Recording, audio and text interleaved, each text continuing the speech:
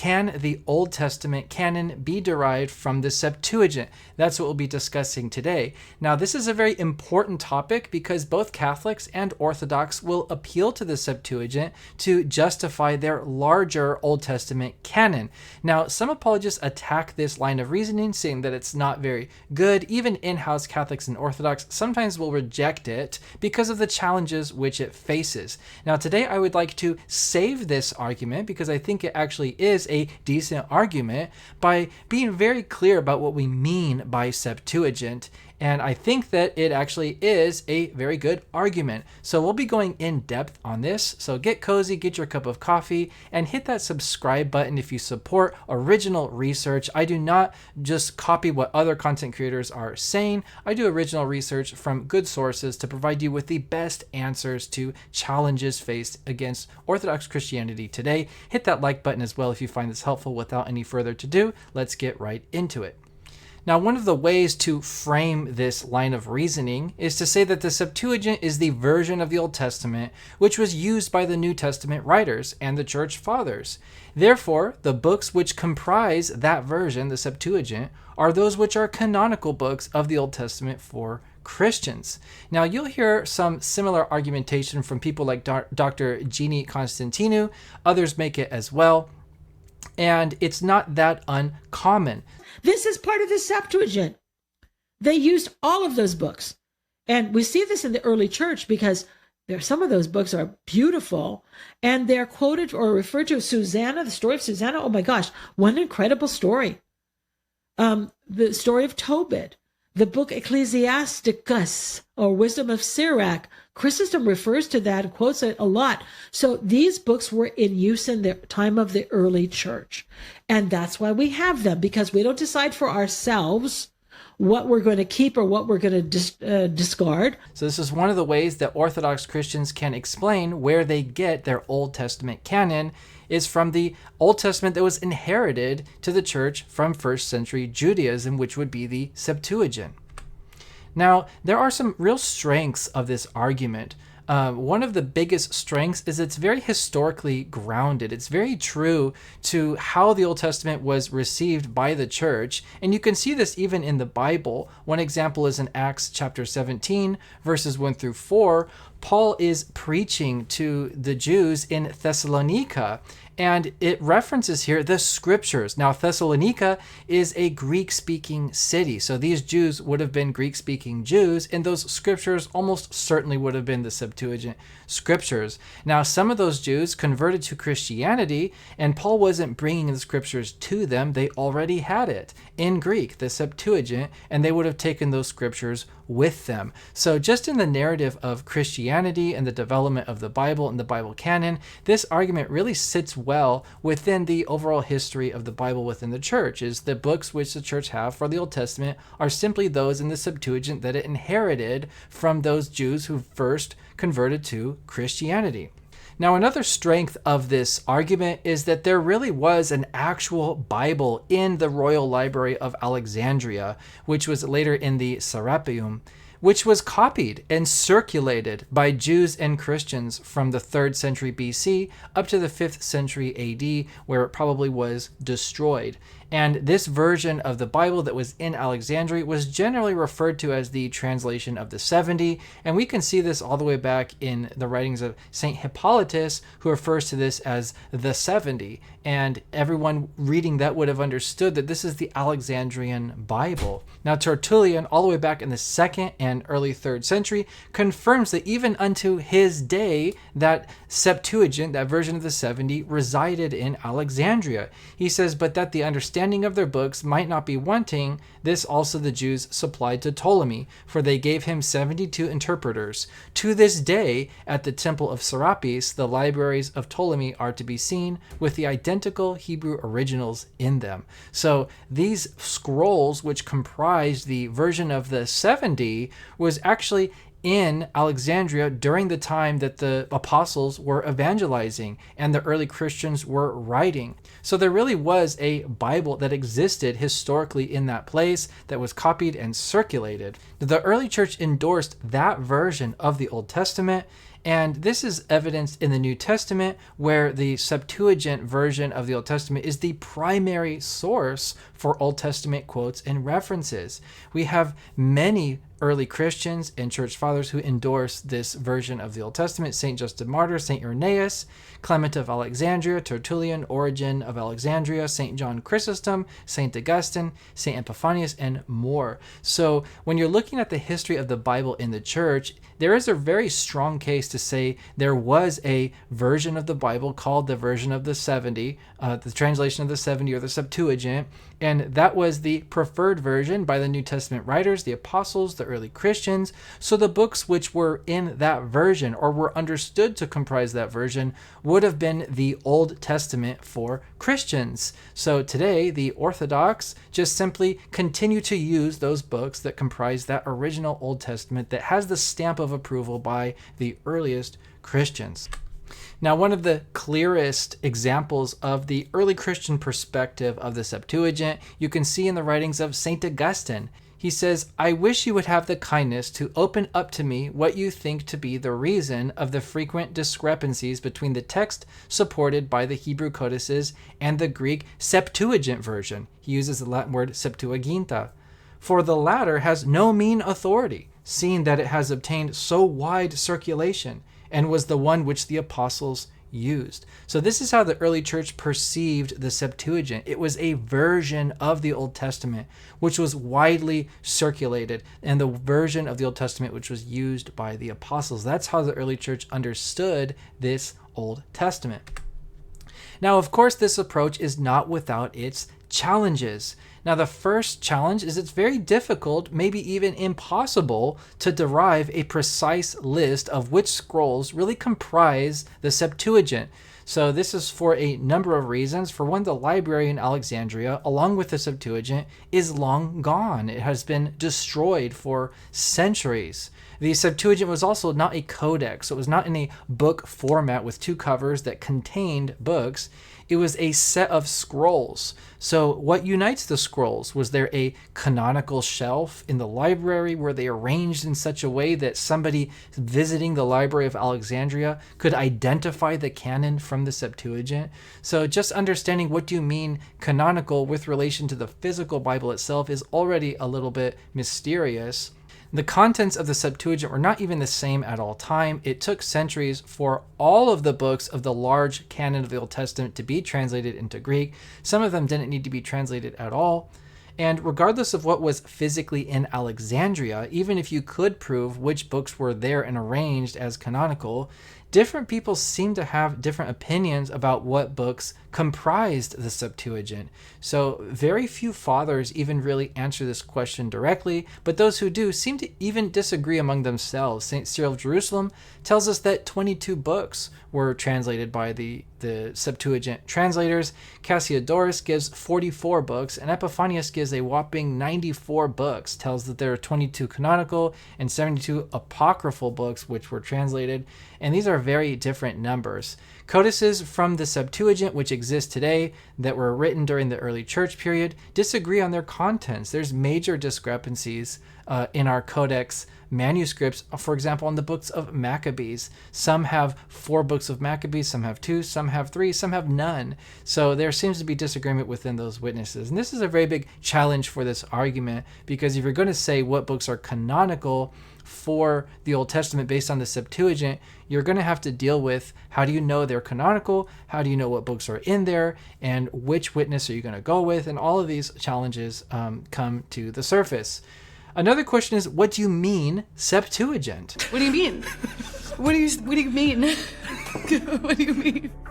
Is the Septuagint the initial books that were translated under Ptolemy, or is it the total number of scrolls gathered together in the Alexandrian Bible at a given point in time? These are two different definitions of the Septuagint. Scholars prefer to think of the Septuagint as the original translations that were done under Ptolemy back in the 3rd century BC, but the church fathers seem to talk much more loosely about it, that it was the Alexandrian Bible and all of the scrolls of the Old Testament gathered together.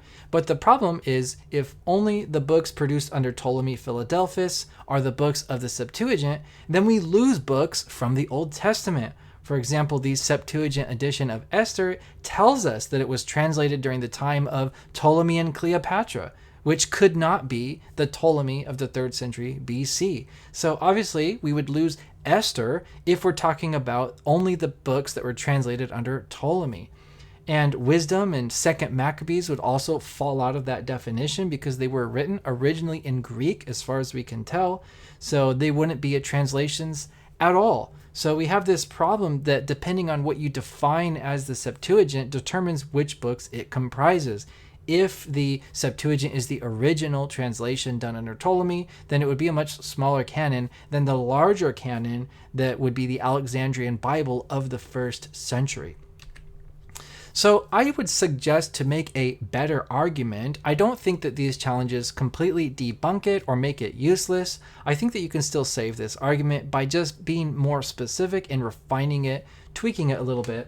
So here is my version of this argument that I think will overcome these challenges. So by the apostolic era, there was a complete collection of Jewish scriptures collected into the Alexandrian Bible, which early Christian writers generally referred to as the translation of the 70. This is not controversial. Scholars would agree with this statement. Now, the Alexandrian Bible was the primary Old Testament for 1st century Greek-speaking Jews, and its primacy was inherited by the early church, okay? This is all also not very controversial. Everybody who does New Testament studies knows that the number one version quoted by the New Testament writers was the Septuagint, okay? The most of the Old Testament passages are more aligned with the Septuagint text than they are with the Masoretic text.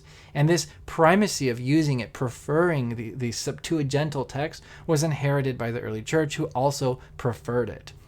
Now, approval of the Alexandrian Bible implies approval of its corpus. Now, this is really speaking to the early Christian mindset, and you can really see this in writers such as Origen of Alexandria, when he was talking about the so-called additions to Daniel. He's talking about Susanna and Belen the dragon, which you find in the Septuagint version of Daniel, but you don't find in the Masoretic text family of Daniel. Now, in his argumentation, he's saying that the Septuagint has these parts of the book, therefore they are canonical for Christians because they are the ones that the church receives. So this mindset that if it's in the Septuagint, it's canonical is based off of the canonicity of the Alexandrian text itself. So they don't make a distinction between the text of the Septuagint and the contents, the corpus of those scrolls. They would put them together and say that because the text is authoritative, the corpus of books is also authoritative. And this is really based on how early Christians thought about the Septuagint. Therefore, the books comprising the Alexandrian Bible are canonical for Christians by virtue of pre-Christian Jewish and apostolic and patristic tradition. The books comprising the Alexandrian Bible during the apostolic age can be known and discerned through the early witnesses of those contents. Okay, so we have early Christian writers who endorse the Septuagint. We can look at the books that they are quoting from to get an idea about what they understood to comprise the Old Testament in the Septuagint. We also have the Hexapla edition of the Septuagint, which can be reconstructed today to give us an idea about what books were understood in the 2nd and 3rd century to comprise the Septuagint. And we also have manuscript witnesses, which we can use as witnesses to what would have been understood to comprise the Septuagint. So I think overall, this argument is pretty solid to say that we can reconstruct a general idea about what books comprised the Septuagint, and because of the Septuagint's authority in the early church, we can make an argument that those books are canonical for Christians. Now, all of this means that this argumentation is not 100% precise. There's going to be a little bit of fuzzy edges when it comes to defining which books are combined into the Septuagint. That's just the nature of this argument. That's one of its weaknesses. But I think the strengths outweigh that weakness by being so grounded in the history of the Bible and the history of the Old Testament canon in the life of the early church as it was inherited from the first century Jews. So let's walk through some of these premises together in detail and unpack it and see if we can discover which books really comprise the Septuagint canon. Now, in the first century, the Septuagint, in all of its various recensions, was the canonical version of the Old Testament for Jews, and was inherited by Christians. This is acknowledged by Dr. Alfred Ralphs. He says, thus it came about that the earliest Christian communities were formed to a large extent from Jews of the dispersion, while the Septuagint, being already everywhere widespread and well known, was simply adopted by the Christians as the church's Bible. Okay, so that the authority of the Septuagint in the early church is really not disputable. This was the favored text, the canonical text of Christians in the early church. We have Philo, who endorses the Septuagint, Josephus, St. Justin Martyr, St. Irenaeus, Clement of Alexandria, Tertullian, Origen of Alexandria. All of these endorsed and believed in the Septuagint. We have Eusebius in the 4th century, who writes, the text we use was translated collectively by 70 Hebrew men from their language into Greek during the reign of Ptolemaeus Philadelphus. Their translation was placed in the library in the city of Alexandria, where it was carefully preserved. So notice his words there. The text we use, the text we Christians use, is the Septuagint. He understands that to be the Christian's Bible, just like how Dr. Ralphs said earlier.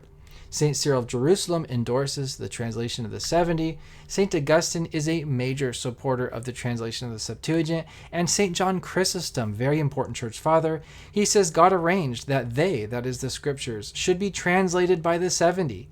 They did translate them. Christ came. He receives them. The apostles dispersed them among men. So you see a consistent message in the early church from both Jews and Christians that the canonical Old Testament is the Septuagint. Now, the New Testament even indicates this as well by showing that the Septuagintal text is the preferred text for Old Testament writers. Dr. Henry Sweet writes the following. He says, it is calculated by one writer on this subject that while the New Testament differs from the Masoretic text 212 citations, it departs from the Septuagint in 185. And by another writer, that not more than 50 of the citations materially differ from the Septuagint. On either estimate, the Septuagint is the principal source from which the writers of the New Testament derived their Old Testament quotations. Okay, and a very good example of this is in Acts 15:16. We have an account of the apostles gathering into a synod in Jerusalem, and they actually quote a Septuagintal variant to make their argument. So even among themselves, they are using the Septuagint. So it wasn't just simply an evangelism tool, it was their text, the text that they used among themselves. It's very interesting. Now, the Alexandrian Bible was received by the church, but what were its contents? This is the key question, right? We know that they received this Bible, but we want to know what books were in that Bible. That's the key to answering the canon question. Now, one way to answer this is to consult the extant witnesses of the Septuagint's contents. So witnesses like quotations from the early Christian writers who endorsed the Septuagint. This is a very good window into understanding of what the early church believed comprised the Septuagint. Well, look at those early Christian writers who endorsed it. What books did they quote as being the Septuagint?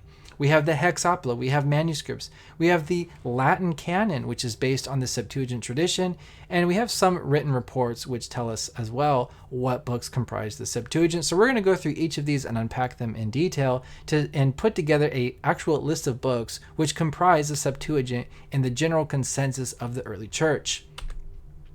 Now, a number of 2nd and 3rd century Christian writers endorsed the Septuagint: Justin Martyr, Irenaeus, Clement of Alexandria, Tertullian, and Origen. All of these lived in the early church, 2nd and 3rd century, and they're very important witnesses because they are the closest to the apostles, both in time, on a timeline, and in teaching. These are inheriting the Christian tradition, the apostolic tradition, and they're very close to the apostles in time. So it's logical that their references to the Old Testament books generally reflects which books they consider to comprise the Septuagint.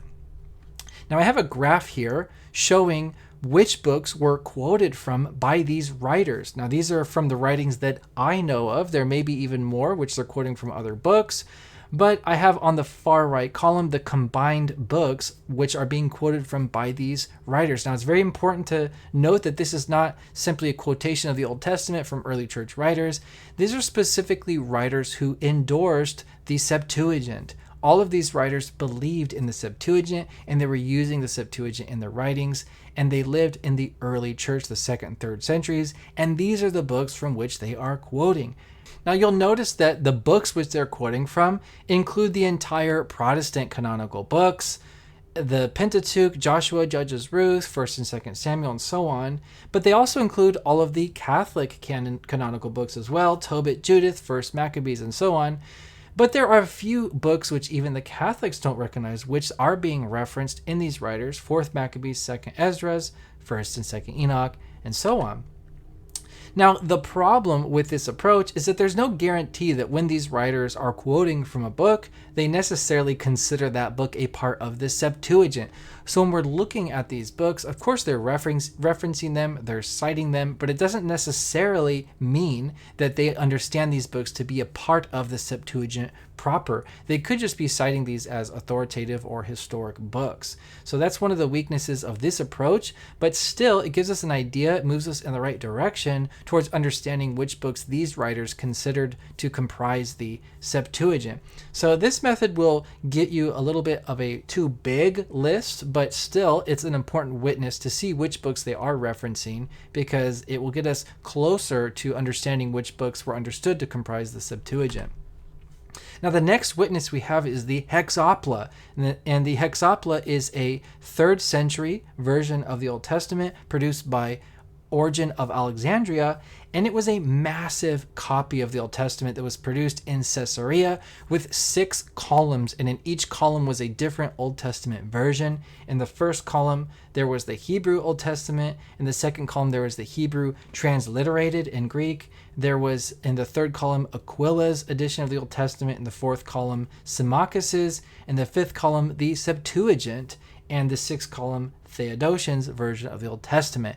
Now, this is a very important witness to the Septuagint, because in that fifth column, it contains the entire Septuagint as Origen understood it. And again, he's a very early witness, a 2nd and 3rd century early Christian writer. He was in Alexandria. He was probably an eyewitness of the Septuagint itself, and he compiled and made an edition of the Septuagint in this Hexapla, which he believed reflected that version. So it's a very solid source to base your understanding of the Septuagint on, and I think Origen's understanding of the Septuagint would have reflected the general view, maybe even an authoritative view, because it would have been based on the understanding of the Septuagint within Alexandria itself. And he probably had access to very good copies of the Septuagint.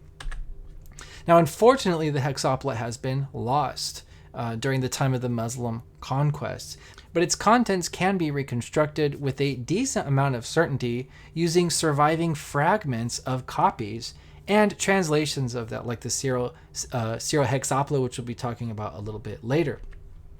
Now, books that we see in copies of the Septuagint are from the Pentateuch, from the Psalms, from Proverbs, from Wisdom and Sirach, from the 12 prophets, as the 12 minor prophets, and Ezekiel. Other books, like the books of Kings, that's 1st and 2nd Samuel, 1st and 2nd Kings, Esther and Job, are referred to in colophons, which are copyist notes in ancient manuscripts. So we know that certainly the Hexapla would have contained all of these books, and if the Hexapla contained them, then it would have been the general understanding that these books were a part of the Alexandrian Bible, known as the translation of the 70. Now, a much more complete view of the contents of the Hexapla are found in the Syro-Hexapla, which was produced by a man named Paul of Tella back in the early 7th century. Now, the Syro-Hexapla was a translation of the Hexapla into Syriac. So Paul of Tella sat before the Hexapla itself and produced a very accurate one-to-one translation of that version into Syriac. Now, unfortunately, the Syro-Hexapla has been lost as well. However, there are substantial fragments of copies of the Syro-Hexapla which exist today. For example, Codex Ambrosianus, the Nitrion manuscripts of the British Library, manuscripts at the Paris Library.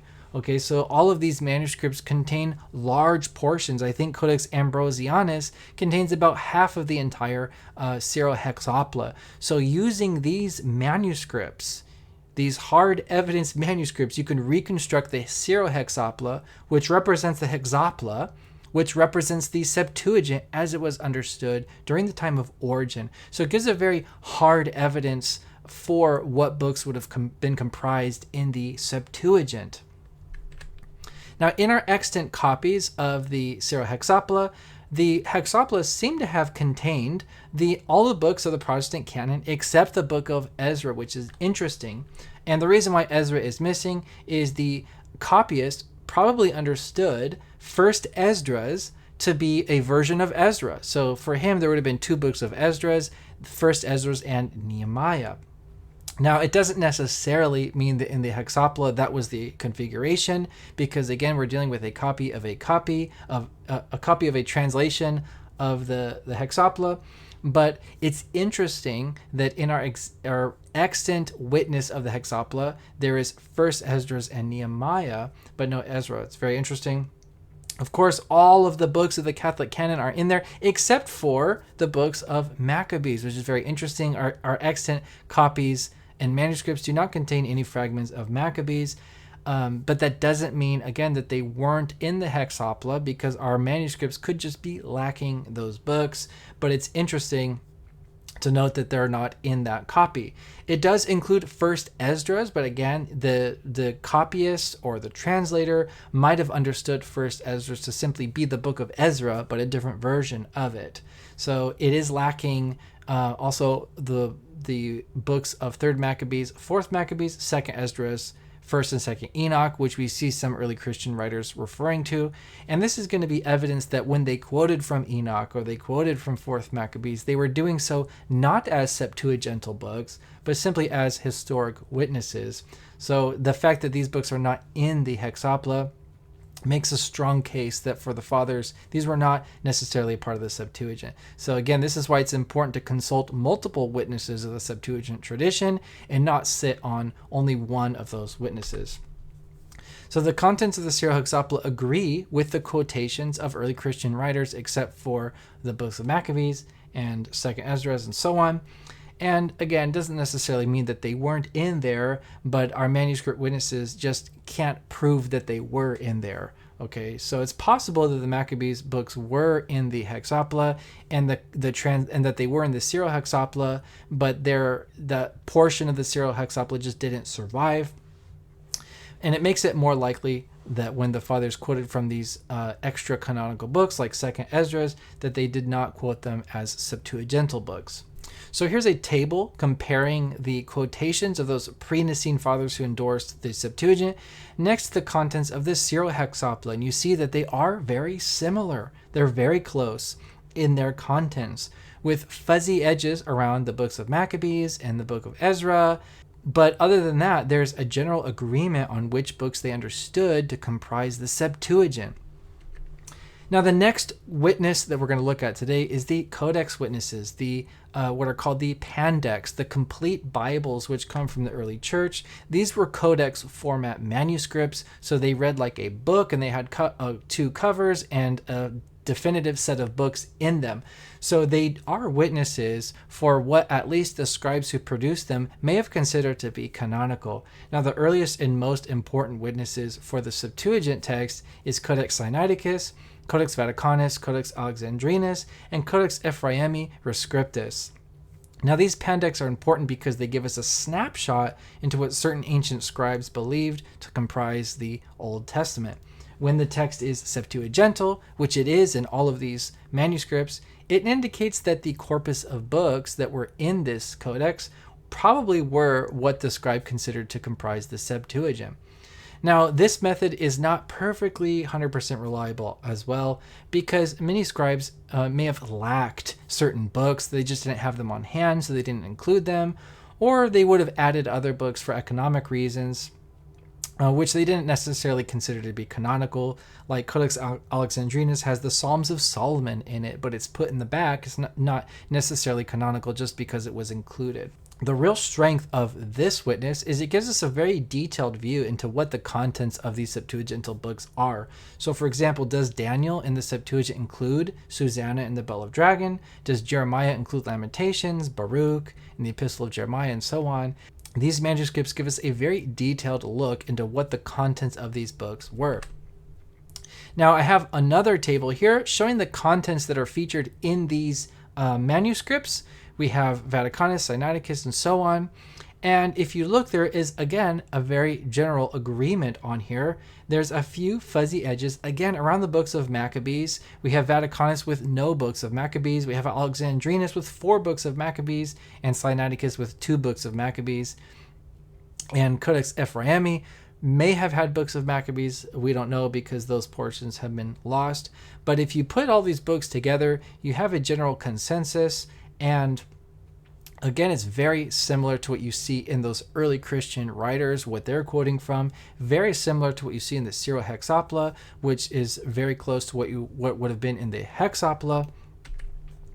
And if you put them in columns side by side, you see a trend developing. This is 3 different witnesses of the Septuagint tradition, and they're starting to paint a very unified picture of which books comprise the Septuagint. Now, are there some fuzzy edges around certain books? Yes, of course, but the overall general understanding of which books comprise the Septuagint seems to be consistent in all of these witnesses. Now, another witness we can look at is the Latin Canon. So in the history of the Bible canon, the 2nd century was a watershed moment in the canon because that's when the rabbinic canon was really standardized among the Jews. Now, Christians who interacted with the Jews often failed to distinguish between this smaller rabbinic canon and the larger Christian canon of the Septuagint tradition. They thought that the Jews and the Christians had the same Old Testament canon. Now, the result of this was a variety of lists from Christian writers throughout the 3rd through 5th centuries in the wake of this rabbinic canon that was being standardized among the Jewish communities. So you really see 3 kinds of lists. You see some small lists. They reference 22 books or 24 books. And these are really following the view of the rabbinic teachers of the time. We have lists like this in St. Cyril of Jerusalem. There are also some large lists which follow the Septuagint tradition, like that in St. Augustine.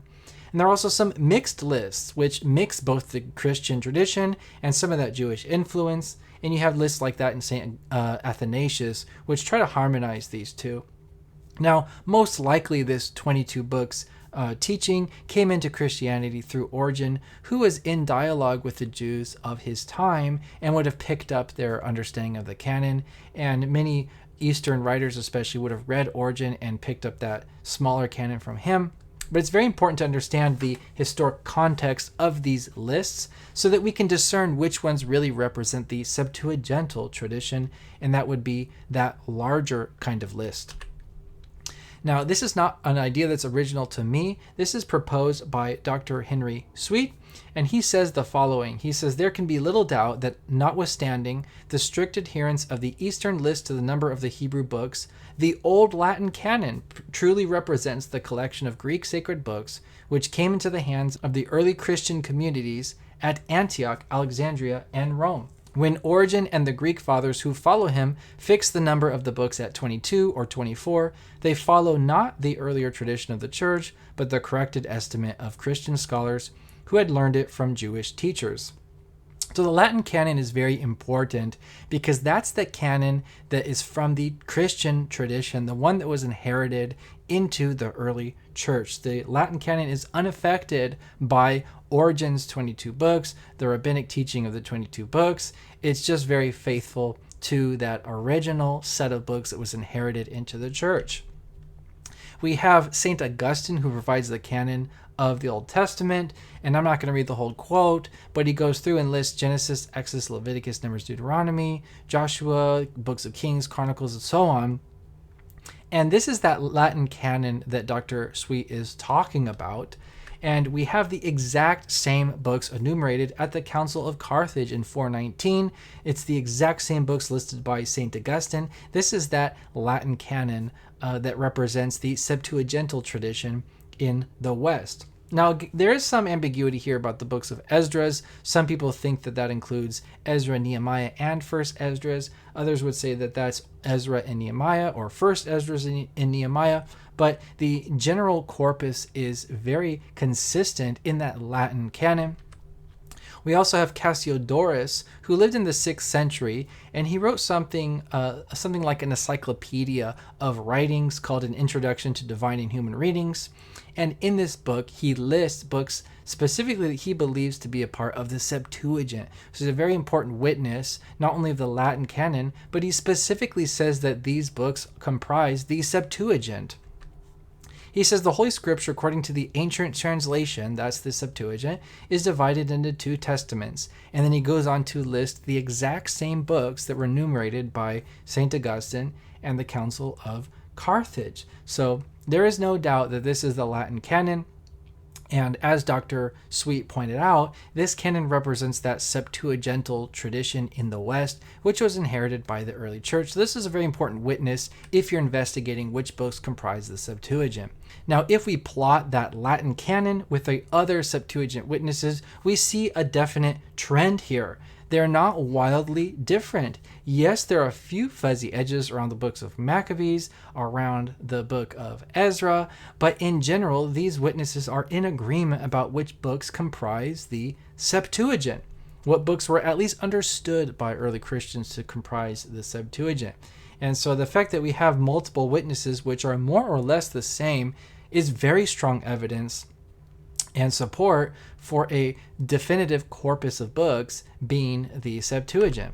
So in summary, approaching the Old Testament canon by using the Septuagint is a historically consistent approach. It's very true to how the early church received its Old Testament. It simply inherited the primary version of the Old Testament of its time, which was the Septuagint.